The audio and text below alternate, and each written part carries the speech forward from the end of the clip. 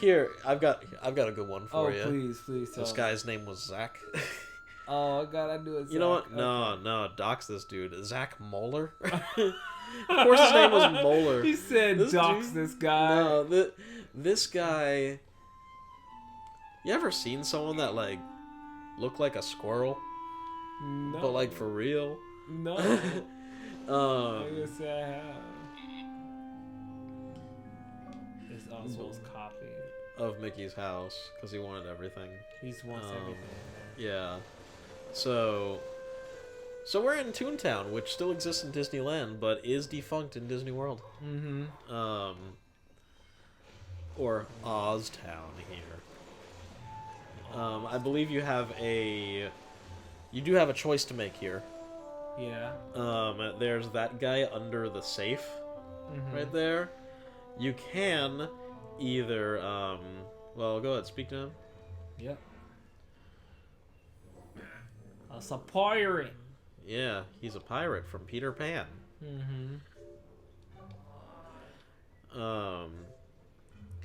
So basically, you have the option to rebuild his house or actually kill him. That's what we're going with here. So his house is right there. You just paint it back into existence, and he'll give you the combination of the safe up there. Yeah. Or you can thin out the post above him. Yeah. And just drop the safe, and he'll just die. Yeah. Okay. Which really is not the thing to be a life or death situation in this game, but you know. Yeah. I honestly felt guilty when I did a thinner playthrough of this, like years ago. I was like, well, I gotta do the thinner option, but I didn't expect him to actually die. Like, he disappears from the whole game after you do that. You never see him again. That's terrible. Comes back in the sequel, so it doesn't really matter, but... The sequel assumes that you took the paint path. Of course.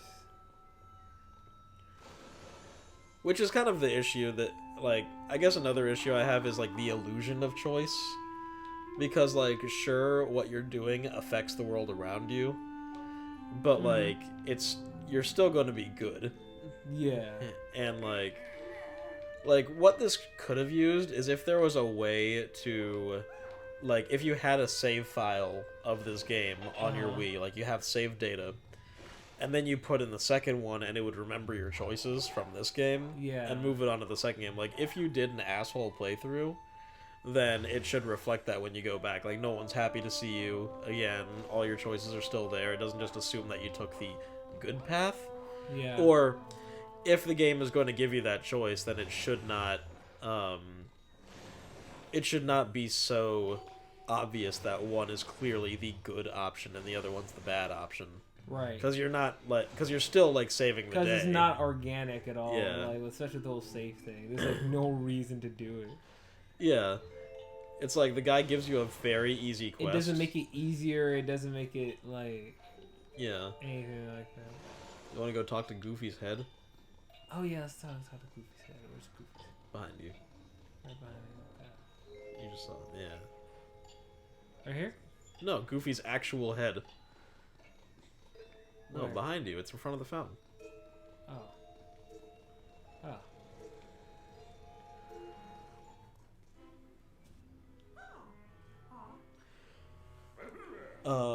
So let me tell you about Zach Waller. Yes. This was, like, the quintessential, like, man, someone should have beat the shit out of this kid. Oh, because he was also an asshole, but everyone would be like, oh, there's probably there's something wrong with him. But it's like, that's not an excuse. Yeah, there's a hot take. Like, no matter what, like, issue you have, it's never an excuse to just be a dick. Yes. Like, either fix yourself or just be a shut-in forever, I guess. But this guy, he would walk around in his fucking black leather trench coat and his fingerless gloves and his fedora and his dog collar. Oh, that's it. Oh, yeah. Oh, no. Dog collar. Oh, and, no. Now, he wore a dog collar that had a USB flash drive on it. Oh, no. And No one for sure knew Child exactly porn. what was on that. Very likely. Child porn. Child porn. I'm not calling this episode child porn. CP? CP. And like, no, from sources of the friends that I did make in the weeb circle, I believe that the flash drive contained furry porn. Of course. Oh god. That's so see, a little don't more you miss it when harmless. furries were like not that well known? Yes. Yeah. In fact, I missed the times where I didn't know what a furry was. I remember one time I explained to my mom what a furry was. And she was like, "Oh, that's neat that they dress up. That they like go out to parties." It's not always just that, Mom. No. I remember explaining what a brony was to my dad, and he was like, "Oh, so they're just gay." So they're all just gay. No, they're just incels. They're just gay. Oh man. Okay. So, oh yeah, Zach Muller story. Yeah. I have a few of them. So I had my photo class. I had photography class, and honestly, fantastic class. I loved it. We were basically in a computer lab type situation where we learned like Photoshop and all that. And I remember my teacher would always vent to me about how much his work sucked because she would assign like what to do, like, oh, you got to take a picture from like, you know, the ground level, you got to take a picture of something that's symmetrical, you got to take a picture of something that has like a pattern in it, you know, something like that. Her assignments would be like a scavenger hunt, but like how can you explore like what your camera sees, you know, that kind of thing. But he would always bring in like a picture of a skull. Yeah. It'd be the same picture of a skull, and he'd do the same stuff to it. Oh no.